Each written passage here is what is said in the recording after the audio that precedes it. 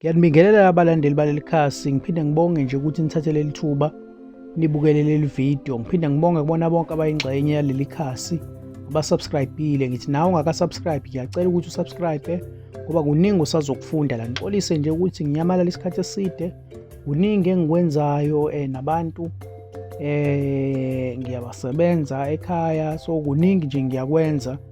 So uthatha ukuthi lokho ngigcine isikhathi ngingasenazo sokuthi ngifake lama video, kodwa ngiyathembisa ukuthi-ke usuka manje ngizozama ukuthi ngipintshe ukuthi isikhathi sibe khona sokwenza lama video. Ngaphandle kokuthi ngimoshele isikhathi-ke, umuthi engiwuphethe namhlanje ngiphethe umuthi obizwa ngokuthi imboziso. Abelungu lo muthi bawubiza ngokuthi it's a fennel plant. Lo muthi lona-ke usebenza ey'ntweni eziningi kakhulu. Ngicabanga ukuthi abantu bayazi ukuthi lo muthi usebenza ey'ntweni ey'ningi kakhulu. Uyasiza nje kakhulu, umuthi ophilisayo olaphayo. Ngizoqala nje ngokwesilungu. Lo muthi lona, uma ngabe lo muthi lona uzowuthatha upheke njengesiphungu okanye njengembiza, uthathe nesithombo sawo usipheke sibile, bese lokhu uyaphuza nje ikota eglass kabili ngosuku, noma ungaphuza ekuseni nantambama kuzoba kuwena, kodwa nje uzophuza kabili ngosuku. Kuyakusiza-ke uma unalesifo lesi esibizwa ngokuthi high blood pressure, iyasiza ekutheni idambise leso sifo leso. Lo muthi-ke futhi-ke uyakwazi ukuthi lo muthi uwusebenzise uma ngabe niyawubona lo muthi lo obathi i-Greek water usetshenziswa ey'nganeni ezincane ey'suke yisazelwe seney'nyanga ezincane. Ngalo muthi-ke imboziso uyakwazi ukuthi uzakhele eyakho i-Greek water, ungabusaka koyithenga esitolo. Uyenza kanjani-ke i-Greek water? I-Greek water-ke uthatha wona isithombo salo muthi ubilise, bese-ke uyawulinda uphole. Ma usupholile-ke bese ufaka-ke isipunu nje, ikota isipunu ye-bicarbonate. Ulinde-ke kuphole futhi, usungawulokhu uphuzisa-ke umntwana-ke ngesipunu kabili ngosuku. Uyasiza-ke ekuthenini siqede ukuqunjelwa, khiphe nalamagaga lawo ekusuke kufanele aphume-ke ngoba ingane isencane. Noma-ke umdala-ke uhlushwa ukuthi njalo uhlezi uqunjelwa isisu, uyakwazi-ke ukuthi uthole-ke izinhlamvu okanye ama-seeds imboziso, wenze ngawo itiye. Lokhu wenza ngawo itiye njengenashukela lokuyiphuzela kabili ngosuku, uyakwazi ukuthi-ke kube ngcono-ke ukuqunjelwa lokho osuke ubhekene nakho. Noma-ke uwumuntu onenkinga ukuthi uhlala uhlushwa amehlo, mhlawumbe avana ashintshe nje abe bovu, noma kuse nje ebuhlungu amehlo engafuni ukubona kahle, ungaphuza futhi usona lesithombo salo muthi, okanye ungaphuza ama-seeds okanye inhlamvu zayo imboziso, upheke zona uzenze isiphungo, uyiphuzele zona nje njengetiye. Uyasiza kakhulu lapha ekuthenini-ke ukusiza amehlo abe ngcono.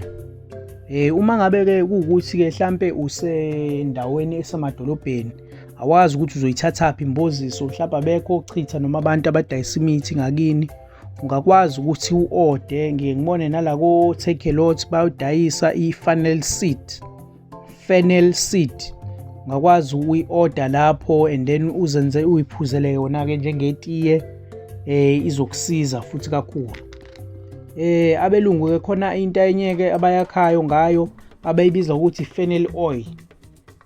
Akwamafutha-ke lawo akhiwe ngayo imboziso. La mafutha-ke lawo asiza kakhulu uma ngabe umuntu ohlale mhlampe ube nama-veins noma nemithambo edumbayo iphumele ngaphandle, mhlawumpe umuntu ojwayele ukusebenzela ngeni. Iyasiza kakhulu lapho uma uzogcobisa lawo mafutha ukuthi-ke imithambo ingaphumeli ngaphandle. Thina-ke ngokwesintu-ke lo muthi lona noma lesi sihlahla sisebenzisa nje sonke isihlahla, isiqu sakhona namahlamvu akhona konke. Lo muthi lona usiza kakhulu-ke, sengisho-ke ngokwesintu, usiza kakhulu ekutheni-ke ubulala amadliso noma ubulale nje imithi emibi engaba khona emzimbeni wakho.